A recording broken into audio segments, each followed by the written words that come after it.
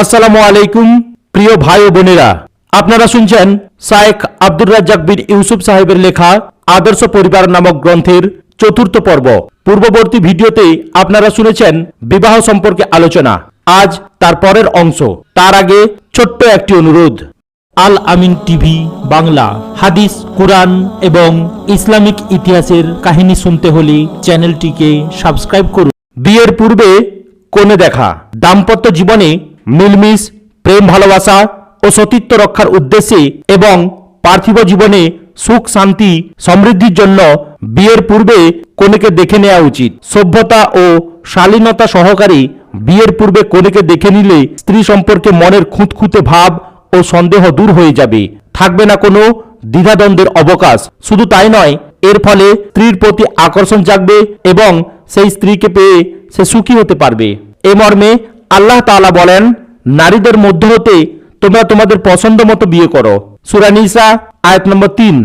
অত্র আয়াতে আল্লাহ তাআলা বিয়ের পূর্বে মেয়ে দেখার প্রতি ইঙ্গিত করেছেন, কারণ দেখা ছাড়া পছন্দের কথা বিবেচনা করা যায় না। আবু হুরায়রা রাদিয়াল্লাহু তাআলা আনহু বলেন, একজন লোক নবী করিম সাল্লাল্লাহু আলাইহি ওয়াসাল্লামের নিকট এসে বলল, সে আনসারীদের একটি মেয়েকে বিয়ে করার ইচ্ছা করেছে। রাসূল সাল্লাল্লাহু আলাইহি ওয়াসাল্লাম বললেন, তাকে প্রথমে দেখে নাও, কেননা আনসারীদের কোনো কোনো লোকের চোখে দোষ থাকে। মুসলিম মিসকাত হাদিস নাম্বার 3098, বাংলা মিসকাত হাদিস নাম্বার 2964। বিয়ে অধ্যায় পাত্রী দেখা অনুচ্ছেদ। অত্র হাদিস দ্বারা প্রমাণিত হয় যে বিয়ের পূর্বে পাত্রী দেখে নেওয়া ভালো। আরও প্রতীয়মান হয় যে পাত্রের মঙ্গলের খাতিরে পাত্রীর কোনো দোষ বলা যায়। জাবির রাদিয়াল্লাহু তাআলা আনহু বলেন, রাসূল সাল্লাল্লাহু আলাইহি সাল্লাম বলেছেন, যখন তোমাদের কেউ কোনো নারীকে বিয়ের প্রস্তাব দেয়, তখন যদি তার পক্ষে তার এমন কোনো অঙ্গ দেখা সম্ভবপর হয় যা তাকে বিয়ের দিকে ডাকে, তখন সে যেন তাকে দেখে। আবু দাউদ মিসকাত হাদিস নাম্বার 3106, বাংলা মিসকাত হাদিস নাম্বার 2972। অত্র হাদিস দ্বারা প্রতীয়মান হয় যে বিয়ের আগে মেয়ে দেখা উচিত। বিয়ের পূর্বে মেয়ে দেখলে ছেলে বিয়ের প্রতি আগ্রহী হয়। মুগিরা ইবনু শুবা রাদিয়াল্লাহু তাআলা আনহু বলেন, আমি একটি মেয়েকে বিয়ের প্রস্তাব দিলাম। রাসূল সাল্লাল্লাহু আলাইহি ওয়াসাল্লাম আমাকে বললেন, তুমি কি তাকে দেখেছো? আমি বললাম, না। তিনি বললেন, তাকে দেখে নাও, কারণ এই দর্শন তোমাদের মধ্যে প্রেম ভালোবাসা সঞ্চার করবে। আহমদ, তিরমিজি, নাসাই, দারেমি, মিসকাত হাদিস নাম্বার 3107, বাংলা মিসকাত হাদিস নাম্বার 2973। অত্র হাদিস দ্বারা প্রতীয়মান হয় যে বিয়ের পূর্বে মেয়ে দেখলে উভয়ের মধ্যে প্রেম, প্রীতি ও ভালোবাসার সৃষ্টি হয়। উল্লেখ্য যে এ পর্যায়ের হাদিসসমূহ শুধু দেখার অনুমতি অকাট্য ও স্পষ্টভাবে দেয় বটে, কিন্তু তার কোনো পরিমাণ, মাত্রা বা সীমা নির্দেশ করে না। তবে কনে সম্পর্কে সম্যক ধারণা করা এবং বিয়ে করা না করা সম্পর্কে চূড়ান্ত সিদ্ধান্ত গ্রহণ সম্ভব হয় যতখানি এবং যেভাবে দেখলে ততখানি, এবং সেভাবে দেখা অবশ্যই জায়েজ হবে। আর এর পরিমাণ হতে পারে মুখমণ্ডল, হস্তদ্বয় ও পায়ের পাতা, এর চেয়ে বেশি নয়। কারণ মুখমণ্ডল দেখলেই মেয়ের রূপ সৌন্দর্য সম্পর্কে স্পষ্ট ধারণা লাভ সম্ভব হয়, আর হস্তদ্বয় দেখলেই শরীরের গঠন আকৃতি বোঝা সম্ভব এবং পায়ের পাতা চলার গতি বুঝিয়ে দেয়। পরে প্রকাশিত দোষের কারণে বিয়ে প্রত্যাহার করা যায়। যথারীতি বিয়ের পর স্বামী যদি নিশ্চিত রূপে জানতে পারে কিংবা প্রত্যক্ষ করতে পারে যে স্ত্রীর শারীরিক ও স্বাস্থ্যগত এমন দোষ রয়েছে, সে কিছুতেই স্ত্রীকে খুশি মনে গ্রহণ করতে পারে না, এই অবস্থায় স্বামী তাকে প্রত্যাখ্যান করতে পারে। শরিয়াতে তাকে এ অধিকার দেয়া হয়েছে। জায়েদ ইবনু কাব রাদিয়াল্লাহু তাআলা আনহু বলেন, রাসূল সাল্লাল্লাহু আলাইহি ওয়াসাল্লাম বনি গিফার বংশের একটি মেয়েকে বিয়ে করেন এবং শয্যা গ্রহণের সময় তার নিকট গিয়ে কাপড় উত্তোলন করে শয্যার উপর বসলেন। তখন তিনি স্ত্রী লোকটির পাঁজরে শ্বেত রোগ দেখতে পেলেন। তিনি তখনই শয্যা থেকে উঠে গেলেন এবং বললেন, তোমার কাপড় সামলাও। অতঃপর তিনি তার থেকে নিজের দেয়া কোনো কিছুই গ্রহণ করলেন না। আহমদ এ হাদিসের ভিত্তিতে বলা হয়েছে যে শ্বেত, কুষ্ঠ, পাগল ও মতিচ্ছিন্ন হওয়া এমন সব প্রচ্ছন্ন রোগ যা স্বামী স্ত্রী কারোর পক্ষেই তার নিকট আসার পূর্বে জানা মোটেই সহজ ব্যাপার নয়। কাজেই বিয়ের পর এসব রোগ প্রকাশ হলে উভয়ের বিয়ে প্রত্যাহারের অধিকার রয়েছে। নেককার স্ত্রী নির্বাচন করা উচিত। স্ত্রী নির্বাচনের সময় তার দিনদারি ও পরহেজগারিতাকেই প্রাধান্য দেওয়া উচিত। মেয়ের দিনদারি গুণটি ইসলামের দৃষ্টিতে সর্বাধিক গুরুত্বপূর্ণ। দিনদারি ও চরিত্রবতী মেয়ে পাওয়া গেলে তাকেই বিয়ে করা উচিত। তাকে বাদ দিয়ে অপর কোনো গুণ সম্পন্না মেয়েকে বিয়ে করতে আগ্রহী হওয়া উচিত নয়। আবু হুরায়রা রাদিয়াল্লাহু তাআলা আনহু বলেন, নবী সাল্লাল্লাহু আলাইহি সাল্লাম বলেছেন, নারীকে 4টি কারণে বিয়ে করা হয়: তার অর্থ, তার বংশমর্যাদা, তার সৌন্দর্য এবং দিনদারির কারণে। রাসূল সাল্লাল্লাহু আলাইহি সাল্লাম বললেন, তুমি দিনদার মেয়েকে অগ্রাধিকার দাও, তোমার হাত ধুলিমলিন হোক। বুখারী, মুসলিম, মিসকাত হাদিস নাম্বার 3082, বাংলা মিসকাত হাদিস নাম্বার 2946। উক্ত হাদিসে রাসূল সাল্লাল্লাহু আলাইহি সাল্লাম বিয়ে করার ব্যাপারে 4টি বিষয়ে পুরুষদেরকে চিন্তা করার কথা উল্লেখ করেছেন। তবে রাসূল সাল্লাল্লাহু আলাইহি সাল্লাম পুরুষকে 3টি বিষয়ের প্রতি ভ্রুক্ষেপ না করে শুধুমাত্র দিনদারিকে প্রাধান্য দিতে বলেছেন। যারা বলেন রাসূল সাল্লাল্লাহু আলাইহি সাল্লাম মেয়েদের 4টি গুণ দেখতে বলেছেন, তারা ভুল বলেন। হাদিসের সারমর্ম 4টি গুণ নয়, বরং 1টি গুণ। আব্দুল্লাহ ইবনু আমর রাদিয়াল্লাহু তাআলা আনহু বলেন, রাসূল সাল্লাল্লাহু আলাইহি সাল্লাম বলেছেন, দুনিয়ার সব জিনিসই ভোগ ও ব্যবহারের সামগ্রী, আর ভোগ ও ব্যবহারের সবচেয়ে উত্তম সম্পদ হচ্ছে সৎ চরিত্রবান স্ত্রী। মুসলিম মিসকাত হাদিস নাম্বার 3083, বাংলা মিসকাত হাদিস নাম্বার 2949, বিবাহ অধ্যায়। অত্র হাদিস দ্বারা সৎ চরিত্রবান ও নেককার স্ত্রী নির্বাচন করার প্রতি উদ্বুদ্ধ করা হয়েছে। উল্লেখ্য যে অর্থশালী ও সুন্দরী মেয়েদেরকে বিবাহ করা যাবে না প্রমাণে হাদিসগুলি জয়ীফ। ইবনু মাজাহ হাদিস নাম্বার 1859। ছেলে মেয়ের বিয়ের ব্যাপারে পিতামাতার দায়িত্ব। ছেলে মেয়ের সুষ্ঠু লালন পালনের দায়িত্ব যেমন পিতামাতার, তেমনি তাদের প্রয়োজন পূরণ করে তাদের নৈতিক স্বাস্থ্য রক্ষার দায়িত্বও পিতামাতার। কাজেই বিয়ের বয়স হলেই তাদের বিয়ের ব্যবস্থা করা আবশ্যক। এ দায়িত্ব প্রধানত পিতামাতার এবং তাদের অবর্তমানে অন্য অভিভাবকের। আবু সাঈদ খুদরি রাদিয়াল্লাহু তাআলা আনহু ও ইবনু আব্বাস রাদিয়াল্লাহু তাআলা আনহু বলেন, রাসূল সাল্লাল্লাহু আলাইহি সাল্লাম বলেছেন, যার কোনো সন্তান জন্ম লাভ করে সে যেন তার সুন্দর নাম রাখে এবং তাকে উত্তম আদব কায়দা শিক্ষা দেয়। যখন সে বালেগ হয় তখন যেন তার বিবাহ দেয়। যদি সে বালেগ হয় এবং তার বিবাহ না দেয়, তাহলে সে কোনো পাপ করলে সে পাপ তার পিতার উপর বর্তাবে। বাইহাকি মিসকাত হাদিস নাম্বার 3138, বাংলা মিসকাত হাদিস নাম্বার 3003। আবু হুরায়রা রাদিয়াল্লাহু তাআলা আনহু বলেন, রাসূল সাল্লাল্লাহু আলাইহি সাল্লাম বলেছেন, যখন তোমাদের নিকট কোনো বর বা কনের বিয়ের প্রস্তাব আসে, যার দিনদারি ও চরিত্রকে তোমরা পছন্দ করো, তাহলে তার সাথে বিয়ে সম্পন্ন করো। যদি তা না করো, তাহলে জমিনে বড় বিপদ দেখা দেবে এবং সুদূরপ্রসারী বিপর্যয়ের সৃষ্টি হবে। তিরমিজি মিসকাত হাদিস নাম্বার 3090, হাদিস সহি, বাংলা মিসকাত হাদিস নাম্বার 2956, বিবাহ অধ্যায়। বিয়ের ব্যাপারে বর বা কনের শুধু দিনদারি ও চরিত্রই প্রধানত ও প্রথম লক্ষণীয় জিনিস। এদিক দিয়ে বর বা কনেকে পছন্দ হলে ও যোগ্য বিবেচিত হলে অন্য কোনো দিকে বেশি দৃষ্টিপাত না করে তার সাথে বিয়ে সম্পন্ন করা উচিত। এ হাদিস দ্বারা প্রমাণিত হয় যে এসব দিক দিয়ে যোগ্য বর বা কনে পাওয়া সত্ত্বেও যদি পিতা বা অভিভাবক বিয়ের ব্যবস্থা না করে, তাহলে তার পরিণাম অত্যন্ত খারাপ ও ভয়াবহ হবে। এসব দিক দিয়ে যোগ্য বর বা কনে পাওয়ার পরেও দুনিয়াদার লোকের মতো যদি কোনো অভিভাবক ধনমাল ও সম্মান সম্ভ্রম সম্পন্ন কোনো বর বা কনের সন্ধানে থাকে, তাহলে বহু সংখ্যক মেয়ে স্বামীহীনা এবং বহু সংখ্যক পুরুষ স্ত্রীহীন হয়ে থাকতে বাধ্য হবে।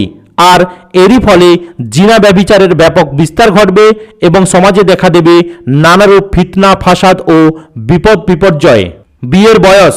এদেশে সামাজিক আইনে দেখা যাচ্ছে যে ছেলে ও মেয়ের বিয়ের জন্য একটি বয়স নির্ধারণ করা হয়েছে, যার কমে ছেলে মেয়ের বিয়ে দেয়া যাবে না। কুরআনের স্পষ্ট ঘোষণা এবং নবী সাল্লাল্লাহু আলাইহি সাল্লামের কর্ম ও তাঁর উপস্থিতিতে অনুষ্ঠিত ঘটনাবলীর ভিত্তিতে এই সামাজিক আইন অগ্রাহ্য এবং ভিত্তিহীন। নির্ধারিত সময়ের পূর্বে বিয়ে জায়েজ নয় বলে আইন জারি করা আদৌ যুক্তিসঙ্গত হতে পারে না। আয়েশা রাদিয়াল্লাহু তাআলা আনহা থেকে বর্ণিত, নবী সাল্লাল্লাহু আলাইহি সাল্লাম যখন তাকে বিয়ে করেন তখন তার বয়স ছিল 7 বৎসর, আর যখন তাকে বাসর ঘরে পাঠানো হয় তখন তার বয়স হয়েছিল 9 বৎসর। তখন তার সাথে তার খেলনা ছিল। আর যখন তাকে ছেড়ে নবী সাল্লাল্লাহু আলাইহি সাল্লাম ইহলোক ত্যাগ করেন তখন তার বয়স ছিল 18 বৎসর। মুসলিম মিসকাত হাদিস নাম্বার 3129। বিবাহ অধ্যায় ওয়ালিমা অনুচ্ছেদ বাংলা মিসকাত হাদিস নাম্বার 2995। অন্য বর্ণনায় বলা হয়েছে বিয়ের সময় আয়েশা রাদিয়াল্লাহু তাআলা আনহার বয়স ছিল 6 বৎসর।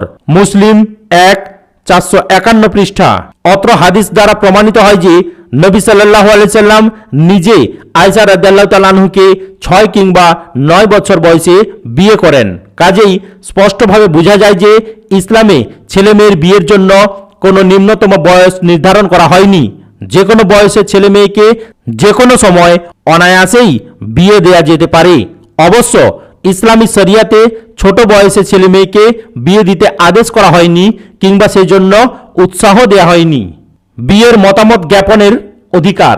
বিয়ের পূর্বে মেয়েকে দেখে নেয়ার যে ব্যবস্থা ইসলামে করা হয়েছে, এতে এটাই প্রমাণিত হয় যে বিয়ের ব্যাপারে শরিয়াতের নির্দিষ্ট সীমার মধ্য থেকে পুরুষের পক্ষে স্ত্রী এবং মেয়ের পক্ষে স্বামীকে মনোনীত করার স্থায়ী অধিকার রয়েছে। আল্লাহ তাআলা পুরুষদের সম্বোধন করে বলেন, নারীদের মধ্য হতে তোমাদের পছন্দ মতো তোমরা বিয়ে করো। সূরা নিসা আয়াত নম্বর 3। অত্র আয়াতে আল্লাহ বলেন, রূপ সৌন্দর্য, জ্ঞান বুদ্ধি ও পারিবারিক ব্যবস্থাপনা ও কল্যাণ ক্ষমতার দিক দিয়ে যেসব মেয়ে তোমাদের জন্য ভালো বিবেচিত, মনমত, প্রেমময়ী, কল্যাণময়ী, সব গুণে গুণান্বিত হবে, তোমরা তাদের বিয়ে করো। মেয়েরও অনুরূপ অধিকার রয়েছে স্বামী বাছাই করার। পিতামাতা বয়স্ক ছেলে মেয়েকে কোথাও বিয়ে করাতে বাধ্য করতে পারে না। বয়স্ক ছেলে মেয়ের বিয়ে তাদের স্পষ্ট মতামত ছাড়া সম্পন্ন হতেই পারে না। আবু হুরায়রা রাদিয়াল্লাহু তাআলা আনহু বলেন, রাসূল সাল্লাল্লাহু আলাইহি সাল্লাম বলেছেন, তালাকপ্রাপ্তা নারীর অথবা পূর্ণ যুবতী নারীর স্পষ্ট অনুমতি ছাড়া বিয়ে দেয়া যাবে না। সাহাবীগণ বললেন, হে আল্লাহর রাসূল, তার অনুমতি কিভাবে বোঝা যাবে? রাসূল সাল্লাল্লাহু আলাইহি সাল্লাম বললেন, জিজ্ঞেসের সময় তার চুপ থাকাই অনুমতি। বুখারী, মুসলিম মিসকাত হাদিস নাম্বার 3126। বাংলা মিসকাত হাদিস নাম্বার 2992। বিবাহ অধ্যায় ওয়ালি ও নারীর অনুমতি অনুচ্ছেদ। অন্য বর্ণনায় নবী সাল্লাল্লাহু আলাইহি সাল্লাম বলেন, তালাকপ্রাপ্তা নারী তার বিয়ের ব্যাপারে তার ওয়ালি অপেক্ষা অধিক হকদার। যুবতী কুমারী মেয়ের বিয়ের ব্যাপারে তার মত গ্রহণ করা আবশ্যক, আর তার মতামত প্রকাশ হচ্ছে তার চুপ থাকা। অন্য বর্ণনায় রয়েছে, যুবতী কুমারী মেয়ের বিয়ের ব্যাপারে তার পিতাকে তার অনুমতি নিতে হবে, আর তার অনুমতি হচ্ছে তার চুপ থাকা। মুসলিম মিসকাত হাদিস নাম্বার 3127। বাংলা মিসকাত হাদিস নাম্বার 2993। তালাকপ্রাপ্তা নারীর বিয়ে তার অনুমতি ছাড়া সম্পন্ন হলে বাতিল করার অধিকার আছে। কোনো অভিভাবক তালাকপ্রাপ্তা নারীর বিয়ে তার অনুমতি ছাড়া সম্পন্ন করলে এই নারী তার বিয়ে বাতিল করতে পারে। খেজামের মেয়ে খানসা রাদিয়াল্লাহু তাআলা আনহা বলেন, তালাকপ্রাপ্তা অবস্থায় তার পিতা তার বিয়ে দিয়েছিলেন। সেই বিয়েকে সে অপছন্দ করে এবং রাসূল সাল্লাল্লাহু আলাইহি সাল্লামের নিকট অভিযোগ করে। রাসূল সাল্লাল্লাহু আলাইহি সাল্লাম সে বিয়েকে ভেঙে দেন। বুখারী মিসকাত হাদিস নাম্বার 3128। বাংলা মিসকাত হাদিস নাম্বার 2994। অন্য বর্ণনায় রয়েছে, মেয়েটি রাসূল সাল্লাল্লাহু আলাইহি সাল্লামের নিকট এসে অভিযোগ করলে রাসূল সাল্লাল্লাহু আলাইহি সাল্লাম তার পিতার সম্পন্ন করা বিয়ে ভেঙে দেন। পরে মেয়েটি আবু লুবাবা ইবনু মুনজিরের সাথে বিবাহ বন্ধনে আবদ্ধ হয়। ইবনু মাজাহ হাদিস সহিহ হাদিস নাম্বার 1873। পিতা নাবালিগা মেয়ের বিয়ে অনুমতি ছাড়াই দিতে পারে। পিতা বা অভিভাবক দিনদার, পরহেজগার, ধর্মভীরু উপযুক্ত বর পেলে অনুমতি ছাড়াই কম বয়সী মেয়ের বিয়ে দিতে পারে। আয়েশা রাদিয়াল্লাহু তাআলা আনহা হতে বর্ণিত, নবী সাল্লাল্লাহু আলাইহি সাল্লাম যখন তাকে বিয়ে করেন তখন তার বয়স ছিল 7 বছর। মুসলিম বাংলা মিসকাত হাদিস নাম্বার 2995। অন্য বর্ণনায় আছে 6 বছর। বুখারী, ইবনু মাজাহ হাদিস নাম্বার 1876। বিয়ের অনুষ্ঠান প্রচার করা উচিত। বিয়ে একটি সামাজিক অনুষ্ঠান। একজন নারী ও একজন পুরুষ যারা সমাজেরই লোক বিবাহিত হয়ে পরস্পর মিলে দাম্পত্য জীবনযাপন করতে ইচ্ছুক, কাজেই তাদের সুষ্ঠু জীবনযাপনের জন্য সমাজের অনুমোদন একান্তই অপরিহার্য। এজন্য কুরআন মাজিদে আল্লাহ তাআলা নারী পুরুষের গোপন মিলনকে স্পষ্টভাবে নাকচ করেছেন। আল্লাহ তাআলা পুরুষদের বলেন, বিবাহের বন্ধনে আবদ্ধ হয়ে স্ত্রী গ্রহণ করবে, জিনাকারী হিসাবে নয়। সূরা নিসা আয়াত নম্বর 24। আল্লাহ তাআলা নারীদের বলেন, বিবাহের বন্ধনে আবদ্ধ হয়ে পুরুষদের সাথে মিলিত হবে, অতীব সঙ্গোপনে বন্ধুত্বকারিণী হয়ে নয়। সূরা নিসা আয়াত নম্বর 25। অত্র আয়াত দুটি দ্বারা প্রমাণিত হয় যে বিয়ে গোপনীয় জিনিস নয়, বরং জিনা গোপনীয় জিনিস। বিয়ের ব্যাপারটা সমাজের লোককে জানাতে হবে, তার প্রতি তাদের সমর্থনও থাকতে হবে। এই জন্য বিয়ে গোপনে অনুষ্ঠিত হলে চলবে না, বরং তা হতে হবে প্রকাশ্যে, সকলকে জানিয়ে, সমাজের সমর্থন নিয়ে। আয়েশা রাদিয়াল্লাহু তাআলা আনহা বলেন, রাসূল সাল্লাল্লাহু আলাইহি সাল্লাম বলেছেন, তোমরা এই বিয়ের অনুষ্ঠানের ব্যাপক প্রচার করো।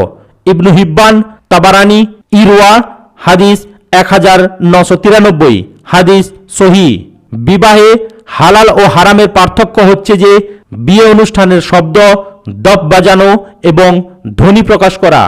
আহমদ, তিরমিজি, নাসাই, ইবনু মাজাহ, মিসকাত, হাদিস নাম্বার 3153, বিবাহ অধ্যায়, বিয়ে প্রচার অনুচ্ছেদ, হাদিস সহিহ।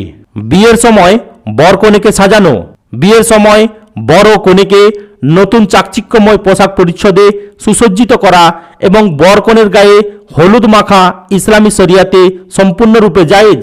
আনাস রাদিয়াল্লাহু তাআলা আনহু বলেন, নবী সাল্লাল্লাহু আলাইহি সাল্লাম আব্দুর রহমান ইবনু আউফ রাদিয়াল্লাহু তাআলা আনহু এর গায়ে হলুদ রঙের চিহ্ন দেখলেন এবং বললেন, এ কেমন রং?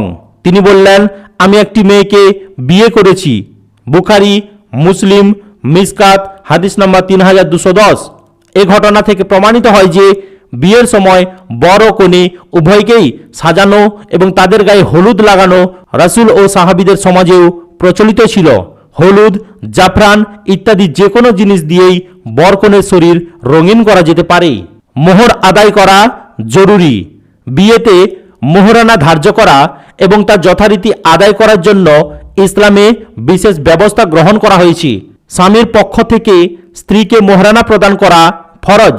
আল্লাহ তাআলা বলেন, তোমরা তোমাদের স্ত্রীদের নিকট যে যৌন স্বাদ গ্রহণ করো তার বিনিময়ে তাদের মোহরানা ফরজ মনে করে আদায় করো। সূরা নিসা আয়াত নম্বর 24। অত্র আয়াত দ্বারা প্রমাণিত হয় যে স্ত্রীর নিকট থেকে যৌন স্বাদ গ্রহণ করার একমাত্র বিনিময় হচ্ছে মোহর। আরও প্রমাণিত হয় যে মোহর আদায় করা ফরজ। আল্লাহ তাআলা অন্যত্র বলেন, অতঃপর নারীদের অভিভাবকের অনুমতি নিয়ে তাদের বিয়ে করো এবং তাদের মোহর যথাযথভাবে আদায় করে দাও। সূরা নিসা আয়াত নম্বর 25। অত্র আয়াতে আল্লাহ অভিভাবকের অনুমতি নিয়ে বিয়ে করতে বলেন এবং পুরোপুরি মোহর আদায় করতে বলেন। আল্লাহ তাআলা অন্যত্র বলেন, মাহরাম মহিলা ছাড়া অন্য সকল মহিলাকে তোমাদের জন্য হালাল করে দেয়া হয়েছে, এজন্য যে তোমরা তাদের গ্রহণ করবে তোমাদের সম্পদের বিনিময়ে। সূরা নিসা আয়াত নম্বর 24। আল্লাহ তাআলা অন্যত্র বলেন, মুসলমান ও আহলে কিতাবের সতী ও পবিত্রতা মহিলারা তোমাদের জন্য হালাল, যখন তোমরা তাদের মোহরানা আদায় করে বিয়ে করবে। সূরা মাইদা আয়াত নম্বর 5। আল্লাহ তাআলা অন্যত্র বলেন, তোমরা যদি সেই মহিলাদের মোহরানা দিয়ে বিয়ে করো তবে তোমাদের কোনো গুনাহ নেই। সূরা মুমতাহানা আয়াত নম্বর 10। আল্লাহ তাআলা অন্যত্র বলেন, স্ত্রীদের প্রাপ্য মোহরানা তাদের আদায় করে দাও, খুশি হয়ে ও তাদের অধিকার মনে করি। সূরা নিসা আয়াত নম্বর 4। অত্র আয়াতসমূহ প্রমাণ করে যে মোহরানা ফরজ, যা আদায় করা অপরিহার্য। উকবা ইবনে আমির রাদিয়াল্লাহু তাআলা আনহু বলেন, রাসূল সাল্লাল্লাহু আলাইহি সাল্লাম বলেছেন, অবশ্য পূরণীয় শর্ত হচ্ছে যার বিনিময়ে তোমরা স্ত্রীর যৌনাঙ্গ নিজের জন্য হালাল মনে করো। বুখারী, মুসলিম, বুলুগুল মারাম, হাদিস 989। বিয়ে অধ্যায়। অন্য বর্ণনায় বলা হয়েছে কিছু না কিছু দিতেই হবে, এমনকি লোহার আংটি হলেও। বুখারী, মুসলিম, মিসকাত, হাদিস নাম্বার 3202। বিবাহ অধ্যায়। মোহর অনুচ্ছেদ। বিয়ের জন্য নারীর পিতা বা তার অবর্তমানে তার অভিভাবক জরুরি। বিয়ে বৈধ হওয়ার জন্য নারীর পিতা বা তার অভিভাবক আবশ্যক। অভিভাবকবিহীন বিয়ে হলে সে বিয়ে বাতিল হবে এবং তাদের মিলন অবৈধ হবে। আবু মুসা আশআরি রাদিয়াল্লাহু তাআলা আনহু বলেন, নবী সাল্লাল্লাহু আলাইহি সাল্লাম বলেছেন, ওয়ালি ছাড়া বিয়ে হয় না। আহমদ, তিরমিজি, ইবনু মাজাহ, দারেমি, মিসকাত হাদিস নাম্বার 3030, হাদিস সহিহ বাংলা মিসকাত হাদিস নাম্বার 2996। আয়েশা রাদিয়াল্লাহু তাআলা আনহা থেকে বর্ণিত, রাসূল সাল্লাল্লাহু আলাইহি সাল্লাম বলেছেন, যদি কোনো নারী তার ওয়ালির অনুমতি ছাড়া বিয়ে করে তবে তার বিয়ে বাতিল বাতিল বাতিল। এরূপ অবৈধ পন্থায় বিবাহিত নারীর সাথে স্বামী সহবাস করলে তাকে মোহর দিতে হবে, কারণ স্বামী মোহরের বিনিময়ে তার লজ্জাস্থানকে ব্যবহার করছে। যদি ওয়ালিগণ বিবাদ করেন তবে যার ওয়ালি নেই তার ওয়ালি দেশের শাসক। আবু দাউদ, তিরমিজি, ইবনু মাজাহ, ইবনু হিব্বান, হাকিম, মিসকাত হাদিস নাম্বার 3131, বাংলা মিসকাত হাদিস নাম্বার 2997। অত্র হাদিসদ্বয় দ্বারা স্পষ্টভাবে প্রমাণিত হয় যে ওয়ালিবিহীন বিয়ে হলে বিয়ে বাতিল হবে। যদি ওয়ালিবিহীন কোনো বিয়ে সম্পন্ন হয় তাহলে তা বাতিল হবে এবং স্বামী তার সাথে সহবাস করলে তাকে মোহর প্রদান করতে হবে। পিতা বা অভিভাবক ছাড়া যেসব বিবাহ কোর্টে বা কাজী অফিসে হচ্ছে তা বাতিল বলে গণ্য হবে।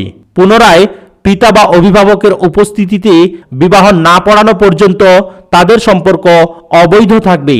আজ এ পর্যন্তই। ভিডিওর পরবর্তী অংশ অর্থাৎ বিবাহ সম্পর্কে আরও কিছু তথ্য জানার জন্য চ্যানেলটিকে সাবস্ক্রাইব করুন, লাইক, কমেন্ট এবং শেয়ার করতেও ভুলবেন না। আসসালামু আলাইকুম ওয়া রাহমাতুল্লাহি ওয়া বারাকাতুহু।